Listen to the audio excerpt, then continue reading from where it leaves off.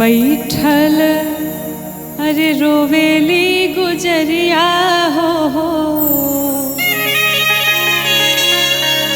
बैठल रोवेली गुजरिया हो आई चुनरिया में दाग लागल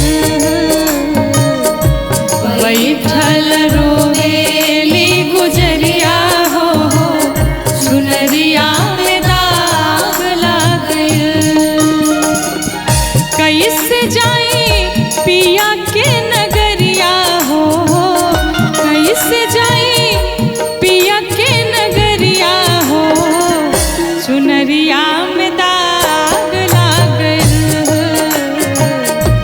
बैठल रोवेली गुजरिया हो चुनरिया में दाग लागल।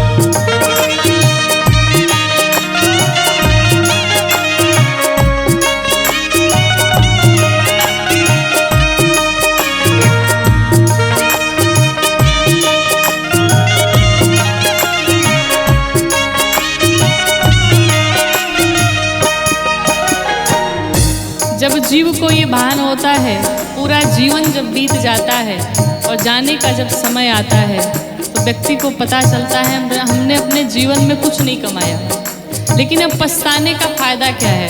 साधक कहता है आइल भगवाना के हमरो संदेशा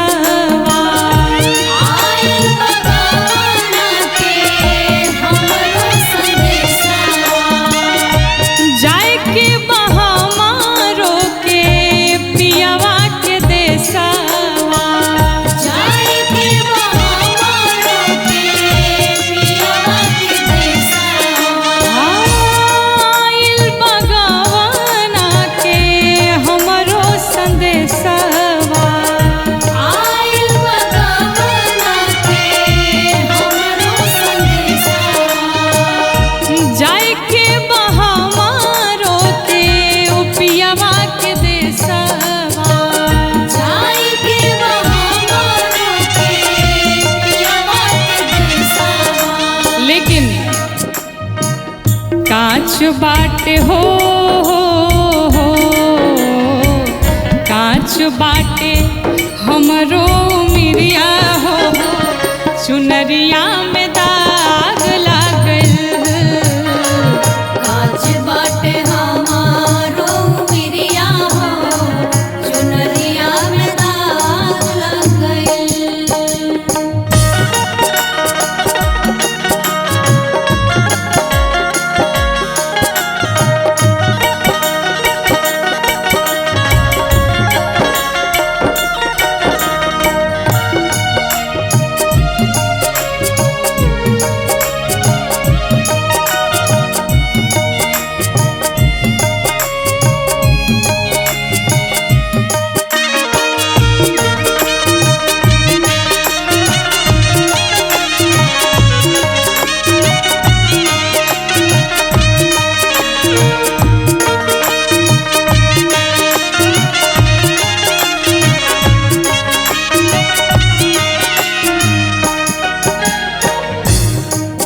ये धरती पर जहाँ हम आकर के सभी मनुष्य सारे प्राणी रहते हैं, ये हम सभी का मायका है और भगवान का घर हम सभी का ससुराल है। आप एक बार विचार करिए, कोई भी कन्या अपने मायके में जब आती है तो कितने दिनों तक मायके में रह सकती है? थोड़े दिनों तक। लेकिन इस मायके में आकर के हमने आपने मिलकर के 4 प्रकार के मित्र बनाए। कौन कौन से? काम, क्रोध, लोभ, मोह, ये 4 प्रकार के हमारे मित्र हैं और दिन रात हम इसी के सानिध्य में रहे, इन्हीं से हमने प्रेम किया। साधक कहता है नैहर में चार गो यार बनवली। नैहर में चार गो यार बनवली। दिन रात नाही से नैना लड़वली। दिन रात नाही से नैना लड़वली। नैहर में चार गो यार बनवली। नैहर में चार गो यार बनवली। दिन रात नाही से नैना लड़वली।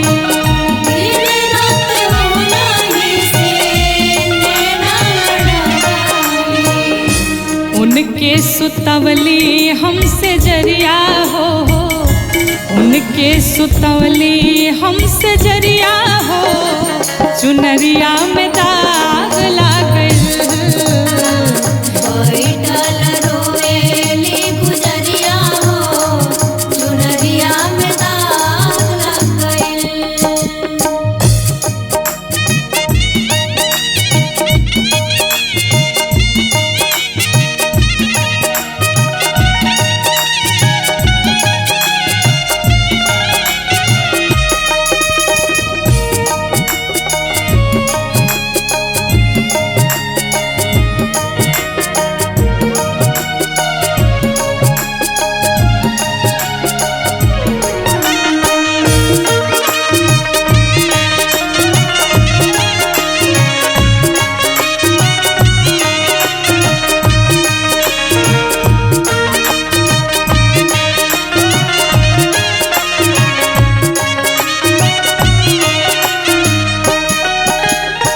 जब जीव माँ के गर्भ में होता है और उसे बाहर निकलने का जब समय होता है, जितना दुख जीव को माँ के गर्भ में होता है, संसार में उतना दुख कभी नहीं मिलता है। कहा गया गर्भवासम समम दुखम न भूतो न भविष्यति। इतना कष्ट मिलता है और वो छोटा सा बालक तड़फड़ाता रहता है माँ के गर्भ में। भगवान से विनती करता है, प्रभु एक बार बाहर कर दीजिए इस गर्भ से, संसार में जाऊंगा, पुण्य करूंगा, भजन कीर्तन करूंगा और ऐसे सुंदर कार्य करूंगा कि दोबारा इस गर्भ में मुझे आना न पड़े। मैं वचन देता हूँ। भगवान से ये वादा करता है, लेकिन जीव जैसे ही गर्भ से बाहर आता है, भगवान की सारी बातें भूल जाता है और संसार के विषयों में लिपट जाता है। साधक कहता है, साच बात पियावा के हम भूल गईली। साच बात पियावा के हम भूल गइली। पछतात बानी की का कईनी। पछतात बानी की का कइली। ओ साच बात पियावा के हम भूल गईली। साच बात पियावा के हम भूल गइली। पछतात बानी की का कईनी। पछतात बानी की का कइली। लेकिन अब पछताने का क्या फायदा। डोली आइल हो, डोली आइल हमारी दुवरिया हो, चुनरिया में दाग लागल। बैठल रोएली गुजरिया हो, चुनरिया में दाग लग गइल। सब बात जब पूरा जीवन बीत गया तो अब अंत में फिर पछताने का क्या मतलब है। और अंत समय में जब हम पछताते हैं तो हमारे पास और कोई उपाय नहीं बचता है। फिर हम क्या करते हैं, सिर्फ रोते ही रोते हैं अंत समय जब आता है तो। इसलिए साधक कहता है, बार बार कथाओं में निवेदन किया जाता है, अभी भी कुछ बिगड़ा नहीं है, अभी भी समझ जाया जाए, अभी भी भगवान के चरणों को पकड़ लिया जाए, बुरे कर्म करने से बचा जाए। साधक कहता है, चुनरी के दाग हम कैसे छोड़ाएब। चुनरी के दाग हम कैसे छुड़ाएब। सजनवा के मुहवा दिखाइब, कैसे सजनवा के मुहवा दिखाइब, हो चुनरी के दाग हम कैसे छोड़ाइब, चुनरी के दाग हम कैसे छुड़ाइब, कैसे सजनवा के मुहवा दिखाइब। कैसे सजनवा के मुहवा दिखाइब। और ये बात सोच करके जीव लगता है रोने, लेकिन अब कोई मतलब नहीं है। साधक क्या कहता है? बरसेली हो बरसेले अखिया के बदरिया हो, चुनरिया में दाग लागल, बरसेले अखिया के बदरिया हो, चुनरिया में दाग लागल। बैठल रोवेली गुजरिया हो, चुनरिया में दाग लग गइल। बैठल रोवेली गुजरिया हो, चुनरिया में दाग लागल। बैठल रोवेली गुजरिया हो, चुनरिया में दाग लग गइल।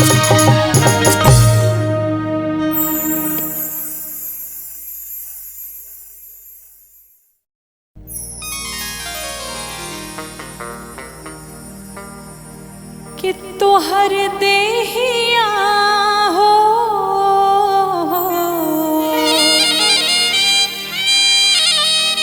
कि तोहर देहिया माटी के मकान बा, अरे काहे पर गुमान बहाना, तोहर देहिया हो तोहर देहिया माटी के मकान बा, काहे पर गुमान बाना, तोहर देहिया माटी के मकान बा, काहे पर गुमान बाना। तोहर देहिया माटी के मकान बा, काहे पर गुमान बाना।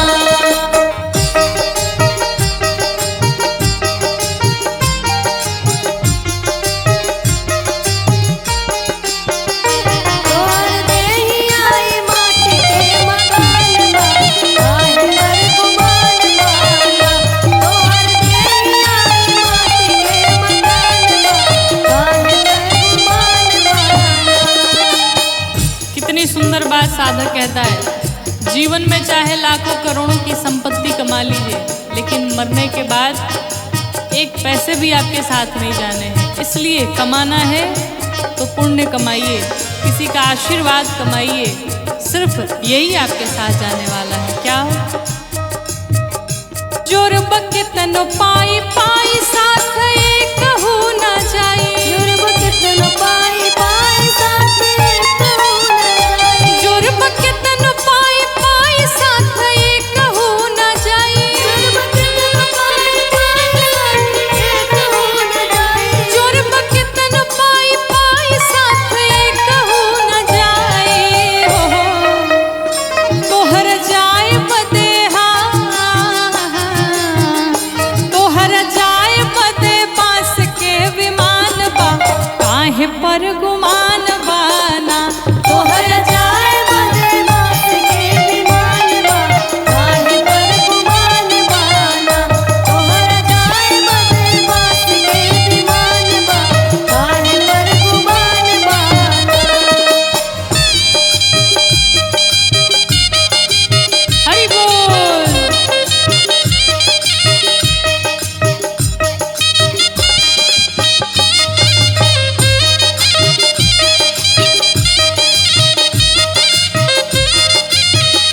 तोहर देहिया माटी के मकान बा, काहे पर गुमान बाना। तोहर देहिया माटी के मकान बा, काहे पर गुमान बाना। हमारा सनातन धर्म में क्या सिखाता है?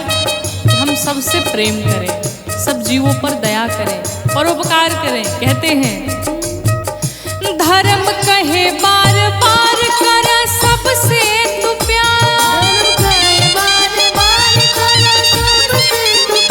धर्म कहे बार बार कर सबसे तू प्यार, धर्म कहे बार बार कर सब ही से प्यार। जीव दुनिया के जीव दुनिया के कहीं समान बा, काहे पर गुमान बाना। जीव दुनिया के कहीं समान बा, काहे पर गुमान बाना। जीव दुनिया के कहीं समान बा, काहे पर गुमान बाना।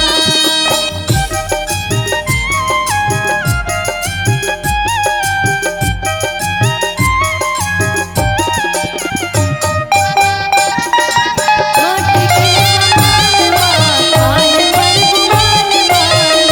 तोहर नैया माटी के समान बा, काहे पर गुमान बाना।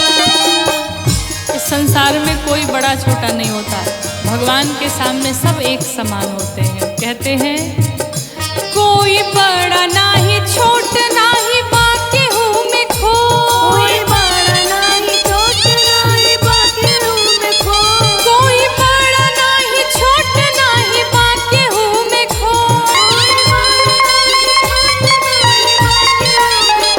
कोई बड़ा नाही छोट नाही बाकी हूँ मैं खो।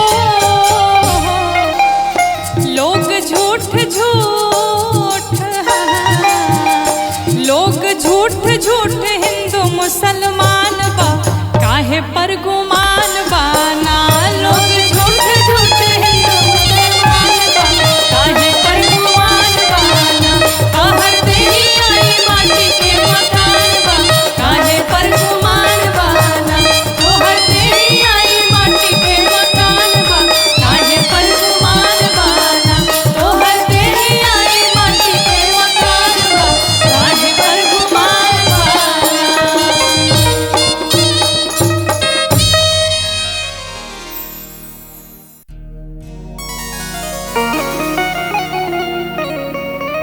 ये जीवन क्षणभंगुर है, इस जीवन का कोई भरोसा नहीं।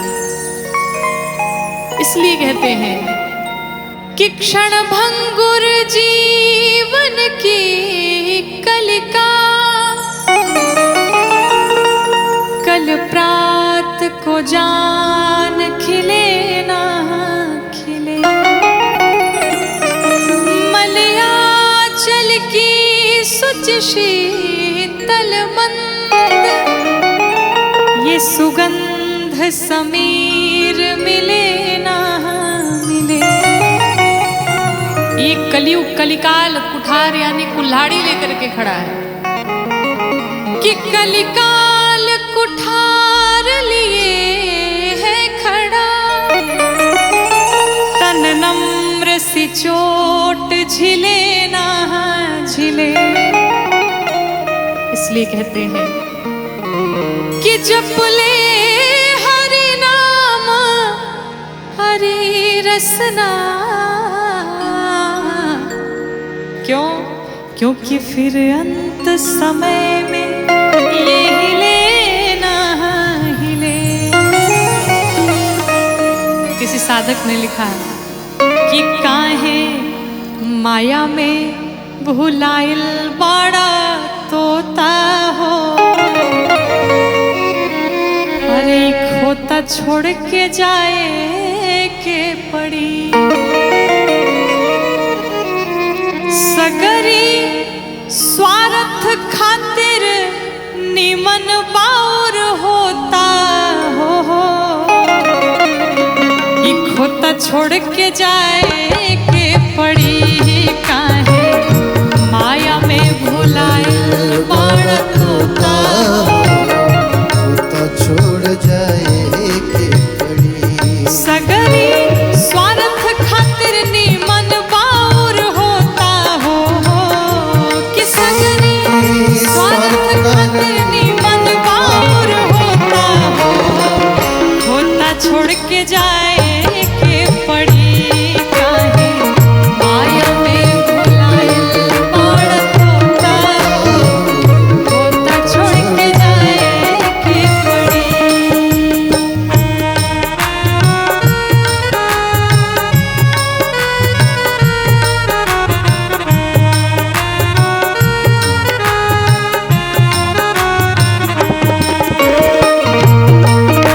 राघवेंद्र सरकार की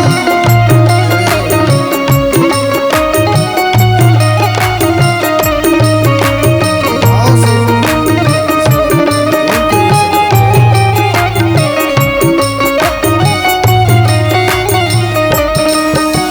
चाहे आप जितना भी धन कमा लीजिए, साधक कहता है लाख करोड़ धन तू कमैबा, लाख करोड़ धन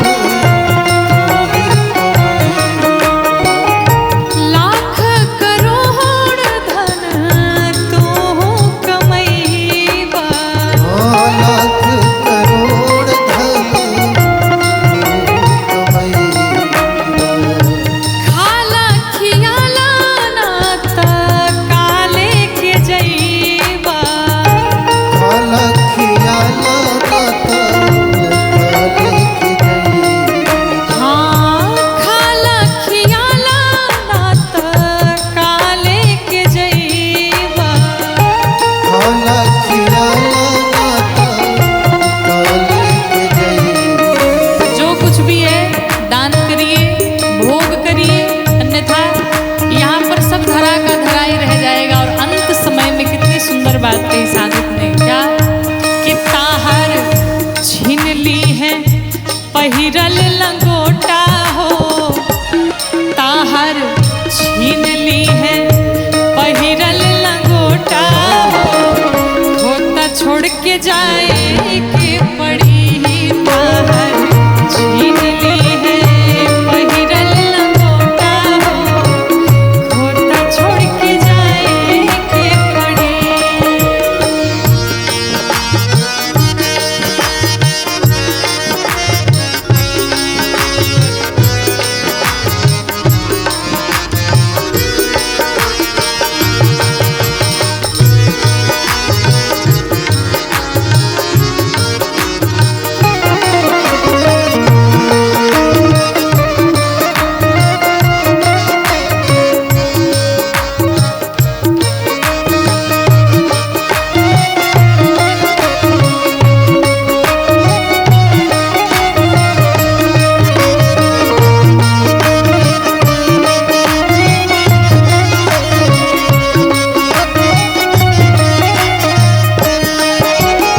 और एक दिन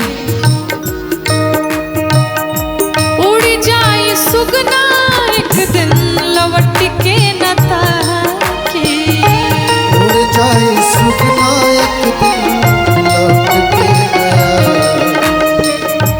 उड़ जाए सुगना एक दिन लौट के न ताके, उड़ जाए सुगना एक दिन लौट के गया।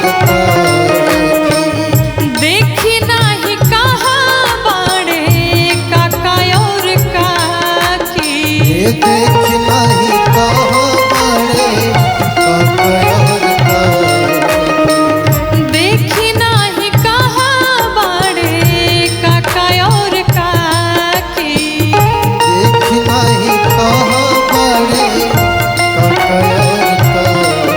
और चाहे कोई भी हो, राजा रंग होखे चाहे हर जोता हो, कि राजा रंग होखे चाहे हर जोता हो, होता छोड़ के जाए के पड़ी राजा रंग होखे चाहे हर जोता हो, होता छोड़ के जाए के पड़ी काहे माया में भुलाइल बड़ तोता हो, होता छोड़ के जाए के पड़ी। ओ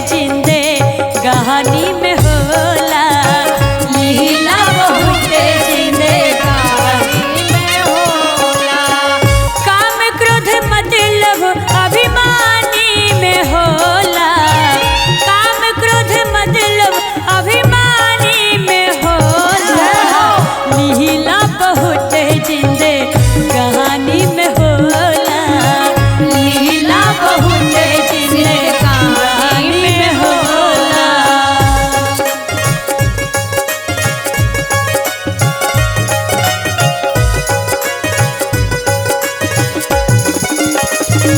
जय हो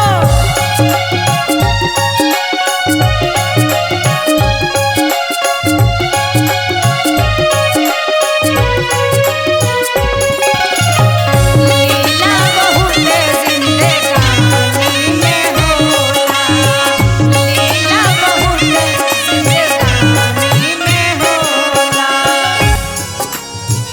अहिया मेरा आज जहिया धोकिल जई है पाप धर्म के तोहरा लेखा लगई है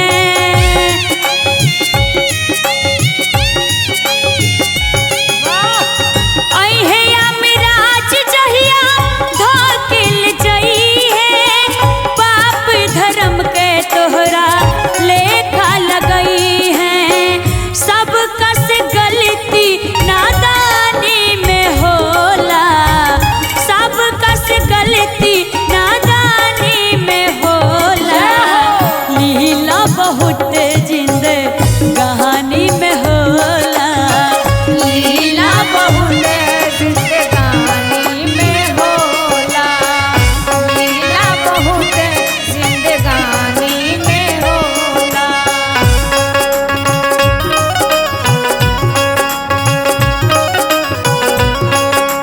जय हो आहा, क्या बात है हरि जिंदगानी में होला लीला बहुत जिंदगानी में होला देखी कहल बा 4 दिन के चांदनी बा फिर अंधेरी रात ये जितना लोग हम सब ये मनुष्य तन पौले बनी जाएगी लीला मात्र के लिए आपन अपन लीला करे के बा और फिर भगवान के पास जाए के बा ऐसे गुमान नहीं खे कैला के कौने चीज पर 4 दिन की चांदनी बा फिर बा अंधेरा मिटला अंधेरा ता होला सवेरा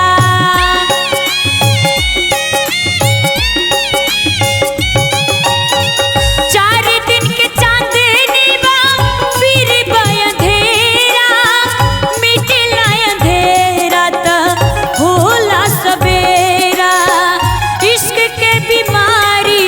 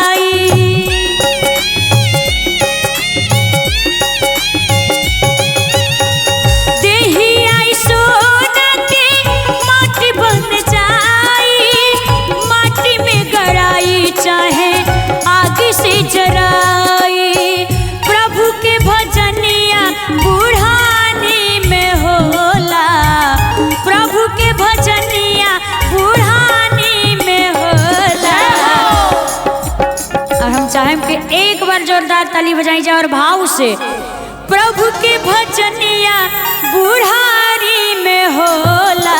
भाव से लीला बहुत जिंदे कहानी में होला।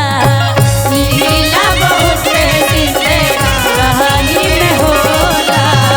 लीला बहुत जिंदे कहानी में होला। लीला बहुत जिंदे कहानी में होला। लीला बहुत जिंदे कहानी में होला। लीला बहुत जिंदे कहानी में होला। लीला बहुत जिंदे कहानी में होला।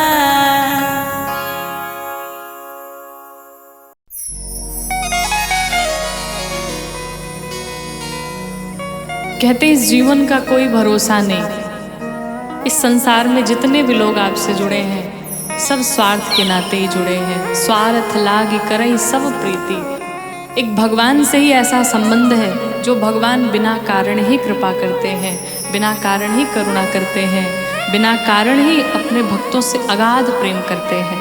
तो अगर किसी से प्रेम करना है तो श्री ठाकुर जी से प्रेम किया जाए, श्री गोविंद से प्रेम किया जाए, माधव से प्रेम किया जाए। क्योंकि कहते हैं कि अगर आपके पास मनी है तो आपके पास मेनी है, यानी आपके पास पैसे हैं तो आपसे बहुत सारे लोग जुड़े हैं। अगर पैसे नहीं हैं तो फिर आपके पास कोई नहीं बचेगा। एक बहुत ही सुंदर निर्गुण भजन, आइए हम सभी मिलके गाते हैं। कि तोता दुनिया के मेला में अकेला हो, अचुके कौनो खेला हो जाई। कि तोता दुनिया के मेला में अकेला हो, अचके कौनो खेला हो जाई। तोता दुनिया के मेला में अकेला हो, अचके कौनो खेला हो जाई। मिली कबो ना करैली बोके केला हो, कि मिली कबो ना करैली बोके केला हो, अचके कौनो खेला हो जाई। तोता दुनिया के मेला में अकेला हो, अचके कौनो खेला हो जाई। तोता दुनिया के मेला में अकेला हो, अचके कौनो खेला हो जाई।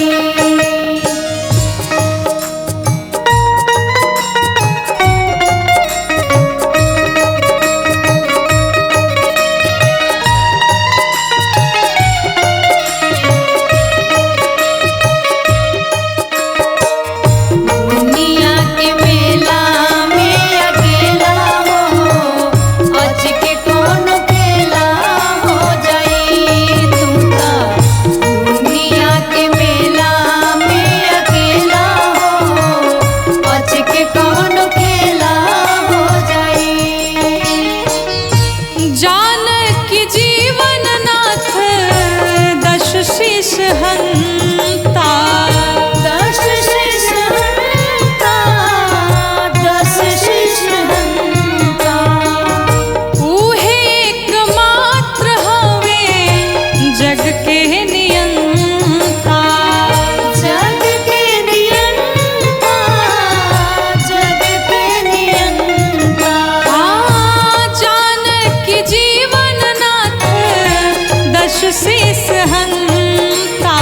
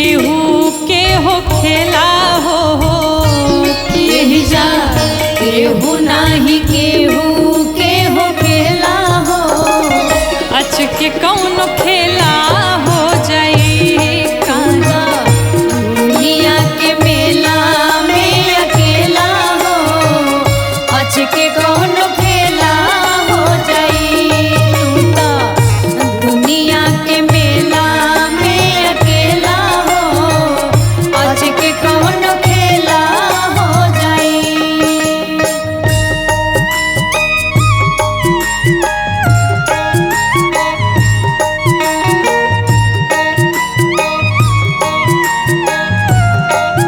तू ता दुनिया के मेला में अकेला हो अच के कौन खेला हो जाई तू ता दुनिया के मेला में अकेला हो अच के कौन खेला हो जाई जीव कठपुतरी हा राम जी मदारी राम जी मदारी हो राम जी मदारी ऊ जवन चाहस तमने होला ए शिकारी होला ये शिकारी होला ये शिकारी हाँ जीव कठपुतरी हा राम जी मदारी ऊ जवन चाहस तमने होला ए शिकारी कि गौरी इष्ट अनुपमा अलबेला हो कि गौरी इष्ट अनुपमा याल बेला हो अच के कौन खेला हो जाई तू ता दुनिया के मेला में अकेला हो अच के कौन खेला हो जाई कि मिली कबो ना करैली बोके केला हो कि मिली काबो ना करैली मोके केला हो अच के कौन खेला हो जाई तू ता दुनिया के मेला में अकेला हो अच के कौन खेला हो जाई तू ता दुनिया के मेला में अकेला हो अच के कौन खेला हो जाई तू ता दुनिया के मेला में अकेला हो अच के कौन खेला हो जाई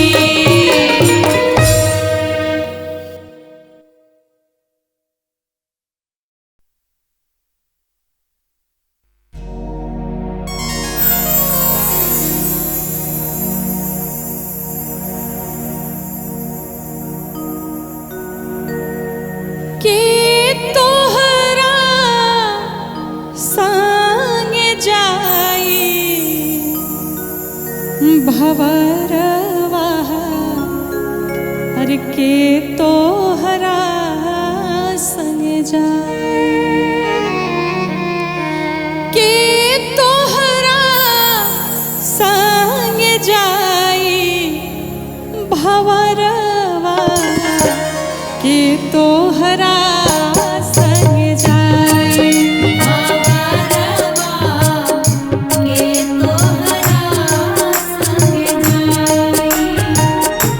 के तोहरा संग जाई भवरवा के तोहरा संग जाई के तोहरा संग जाई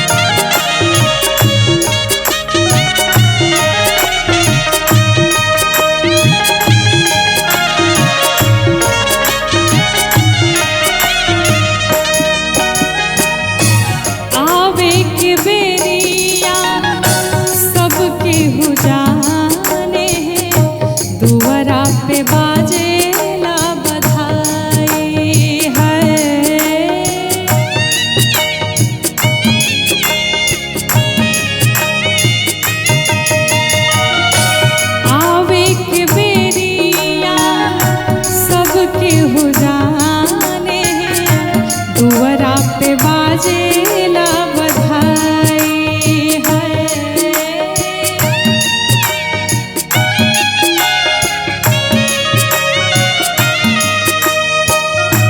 जाए के बेरिया केहू न जाने, जाए के बेरिया केहू न जाने, जाए के बेरिया केहू न जाने, हंसा अकेला उड़ जाए भंवरवा के तोहरा संग जाए। भंवरवा के तोहरा संग जाए।